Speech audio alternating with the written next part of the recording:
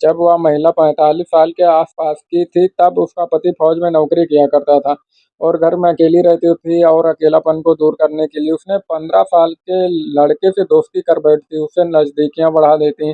अब देखते ही देखते उस लड़के से वो इतना नज़दीक पहुँच जाती कि वो भूल जाती कि उसके बच्चे की उम्र क्या है और उसके साथ वो ऐसी स्थिति में आ जाती है। धीरे-धीरे वक़्त बढ़ रहा और वो महिला जब 55 साल के आस-पास की पहुँच जाती है, तब उसके प्रेमी की उम्र लगभग 25 साल हो जाती है और इस बात का उसके पति को भी जानकारी हो जाती है। पति को इतना गुस्सा आता है और उससे पत्नी के साथ कभी मारपीट किया करता था। तभी वह महिला अपने प्रेमी के पास जाती है और जाकर कहती है, "तुम्हारी वज़ह से मेरे शरीर पर कई तरह की जख्म है, यकीन ना आए तो देख लेना।" जैसे ही उसके प्रेमी ने यह बात सुनी, प्रेमी कहता है कि तुम्हारे शरीर पर जो जख्म है, एक-एक जख्म, एक-एक कतरे का बदला लिया जाएगा। तुम्हें इस बात का अंदाज़ा भी नहीं होगा और वह दिन, वह तारीख भी आती है। आखिरकार उस लड़के ने उस जिसकी उम्र 25 साल होती है, ट्रक ड्राइवर होता है, जो कि एक अपने से ज़्यादा उम्र की महिलाओं के साथ बहुत ज़्यादा नज़दीकी रिश्तों में पहुँच जाता है, वो उसके पति का कत्ल कर देता है। कत्ल भी इतना भयानक रूप से करता है कि उसके 1-2 नहीं, शरीर के 6 टुकड़े कर देता है और जब इस घटनाक्रम का खुलासा होता है, मामला फिर अखबारों, सोशल मीडिया के माध्यम से हर लोगों को पता चलता है, तो लोगों मेरठ के वो कहानी याद आ जाती है जिसमें एक प्रेमिका ने अपने प्रेमी के साथ मिलकर पति के टुकड़े कर दिए, साथ ही ड्रम के अंदर पैक कर दिया था। जिस घटनाक्रम की गूंज केवल पूरे इंडिया में नहीं बल्कि पूरे आसपास के देश में भी फैल जाती है। आज की कहानी को सुनाने के बाद आप लोग भी सोचने पर मजबूर हो जाएँगे कि जिसकी जवान बेटियाँ वो दूसरे से कैसे प्यार कर सकते हैं। आदाब नमस्कार, मेरा नाम है राजेश। आज की जो सच्ची घटना आपको सुनाने जा रहा हूँ, ये घटना उत्तर प्रदेश के बलिया की है, जिसका बलिया एक थाना लगता है सिकंदरपुर और सिकंदरपुर थाना क्षेत्र का एक इलाका रहता है। एक खरीद तियारा जिस रास्ते में एक आम का बाग लगता है और यह 9 मई 2025 की शाम लगभग 4 या 5 बजे के आसपास का वक्त हो रहा था। इसी बीच में कुछ महिलाएं बकरी चराते हुए अपने गांव की तरफ जब जा रही थी, तो इन्हीं महिलाओं में से एक महिला की नज़र कुछ पॉलीथीन पर पड़ जाती है। पॉलीथीन के पैकेट होते हैं और 5 और पॉलीथीन के पैकेट में उस महिला की नज़र जब पड़ती है, उसको लग रहा था कि जैसे कोई अपना सामान छोड़ गया है। इसलिए उस महिला ने अपने बाकी साथियों से, अपनी सहेलियों से नज़र बचाते हुए उस पॉलीथीन को जब खोलने की कोशिश की और जैसे पॉलीथीन को खोलती है, उसके अंदर झाँकने की कोशिश करती, चीखती, चिल्लाती है और एकदम से गिरकर बेहोश हो जाती है और ज़मीन पर गिर जाती है। जैसे ही वह ज़मीन पर गिरती, बाकी महिलाएँ उसकी चीख सुनने के बाद जब मौके पर पहुँचती, उन्होंने अपनी आँखों से जो देखा, बड़ी हैरानी में पड़ जाती है। दरअसल उस पॉलीथीन के अंदर उस महिला ने जो खोला था, उसकी गाँठ को उसके अंदर एक इंसान का मानव का सर रखा हुआ था और बाकी जो पॉलीथीन के पैकेट रखे हुए थे, किसी में हाथ, किसी में पैर, ऐसे ही सब पॉलीथीन में पैक थे। किसी में धड़ था, जो मौके से गायब था। अब इन महिलाओं ने जो बकरियाँ चरा रही थी, इन्होंने ज़ोर-ज़ोर से चिल्लाना, चीखना शुरू कर दिया, चिल्लाना शुरू कर दिया। उस बाग के आस-पास के जो लोग खेतों में काम कर रहे थे, वो दौड़ कर आए और गाँव तक ये आवाज़ पहुँची और गाँव के लोग भी मौके पर आ जाते हैं। जैसे ही लोग मौके पर वो आते हैं, उसके बाद तो लोगों ने पुलिस को सूचना दी। पुलिस मौके पर जब पहुँच जाती, तो आकर देखते कि पॉलीथीन के अंदर 5 पैकेट, 5 टुकड़े रखे हुए थे।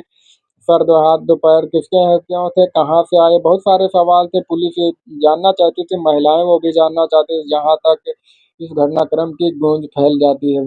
वहाँ-वहाँ तक लोग ये जानना चाहते थे कि हत्या क्यों हुई है, किसकी हुई है, किसने की?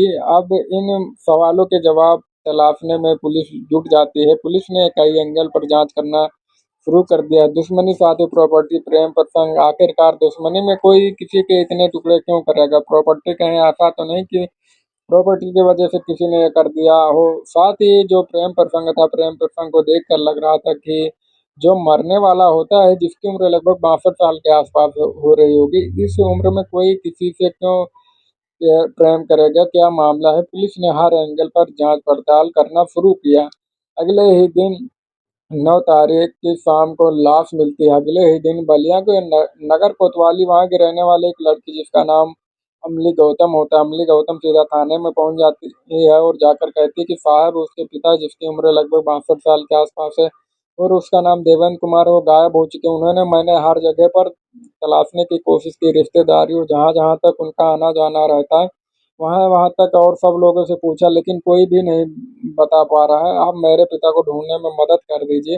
वो लड़के रोते हुए अपने पिता के बारे में जब बात कर रही थी, पुलिस ने इस मामले में गुमशुदगी दर्ज कर ली और गुमशुदगी दर्ज कराने के बाद जितने भी जिले के थाने के आसपास के जनपदों के थाने थे, हर थाने में सूचना दी है। 62 साल का एक आदमी जिसका नाम देवेंद्र कुमार है, सेना से रिटायर्ड हो चुका है। उसकी 3 बेटियां और 10 तक पुत्र है और वह अचानक से गायब हो चुका है। 9 मई को जैसे ही पुलिस के पास ये सूचना सर्कुलेट की जाती, तभी सिकंदरपुर से फोन पहुंचता कि एक लाश के 5 टुकड़े मिले हैं, छठवां हिस्सा उसका कहाँ है पता नहीं। आप एक बार ये इस लड़की से पता कराने की कोशिश करो, हो सकता है कि लाश इसके पिता की हो। जैसे ही पुलिस ने उस लड़के से संपर्क किया, लड़की ने साफ साफ बोल दिया कि हाँ तो मेरे पिता ही हैं, लेकिन हत्या क्यों की, किसने की, इसके बारे में उस लड़की को कोई जानकारी नहीं थी। हालांकि एक किलो उस लड़की ने जरूर दिया था। जैसे पुलिस को ये किलो मिलता है, पुलिस सक्रिय हो जाती है और सक्रिय होने के बाद इस लड़की की माँ के पास पहुंच जाती है। माँ का नाम माया देवी होता है, जो कि गांव खड़सरा की निवासी होती। थाना उसका खेजरी हाल लगता है। आखिरकार पुलिस ने माया देवी को हिरासत में लिया, उनसे पूछताछ की और पूछताछ करने के बाद उनसे पूछा तुम्हारे पति कहाँ थे, तुमने एफआईआर दर्ज क्यों नहीं कराई, तुमने पुलिस से संपर्क क्यों नहीं किया, तुमने लोगों से क्यों नहीं पूछा वो कहाँ कहाँ जाते थे, उनसे बातचीत क्यों नहीं की।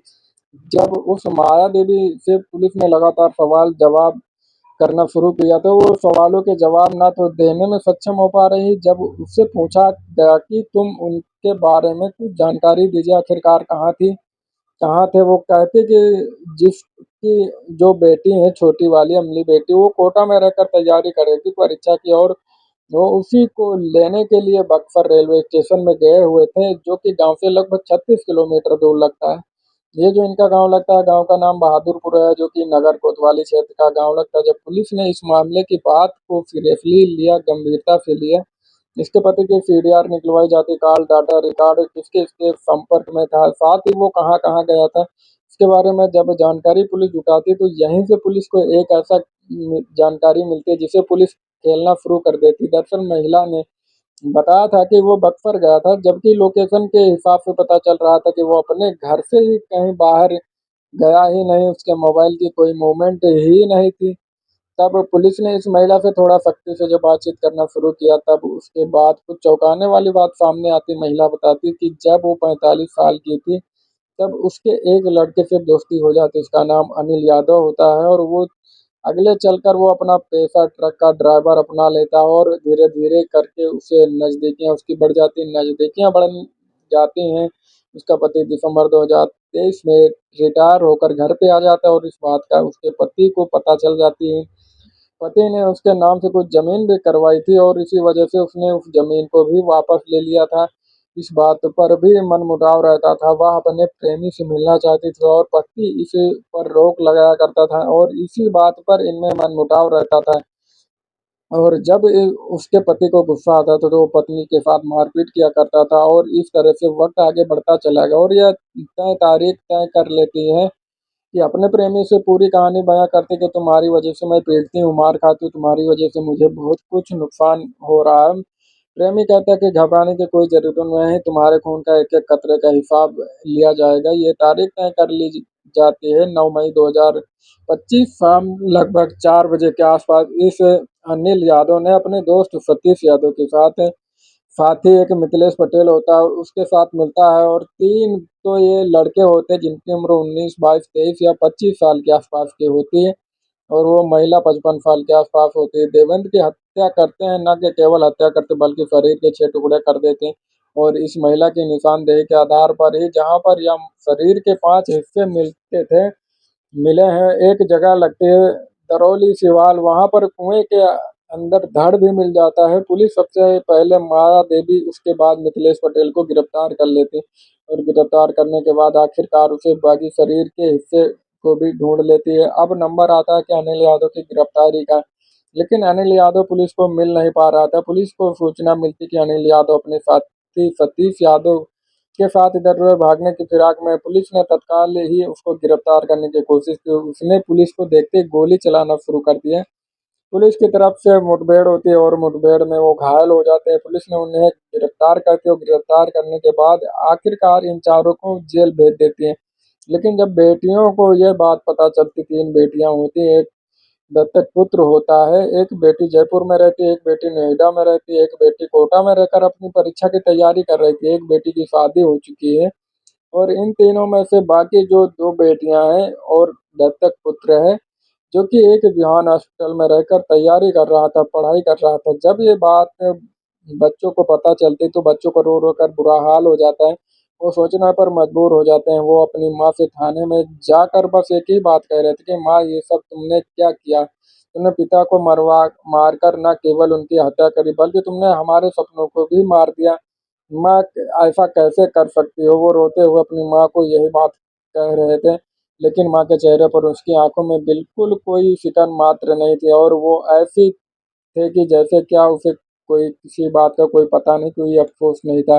पुलिस ने चारों आरोपियों को गिरफ्तार करने के बाद जेल भेज दिया। पुलिस की कोशिश है कि कम से कम समय में इन सारे आरोपियों को बड़ी से बड़ी सज़ा मिलनी चाहिए, ताकि समाज में एक संदेश, एक मैसेज जा सके कि बुरे काम करने वालों को बुरा नतीजा होता है। फिर दोस्तों, इस घटना ने जो उत्तर प्रदेश के मेरठ की उस घटना की याद को ताज़ा कर दिया है, जिसमें एक लड़की अंजू मुस्कान होती है। मुस्कान रस्तोगी ने अपने प्रेमी के साथ मिलकर साहिल शुक्ला के साथ सौरभ राजपूत की हत्या करके उसके ड्रम के अंदर पैक कर दिया, और ये घटनाक्रम पूरे इंडिया ने बल्कि कई देशों में सुर्खियों में रहा। लोगों को यकीन नहीं हो रहा था, कि आश्चर्य नहीं हो रहा था, आखिरकार ये महिलाएं, ये लड़कियां आखिरकार क्या कर रही हैं। दोस्तों, इस पूरे घटनाक्रम को सुनाने के यही उद्देश्य है, किसी को परेशान नहीं करना, किसी का दिल नहीं दुखाना, और आप आसपास के लोगों को जागरूक करना और सचेत रहना है।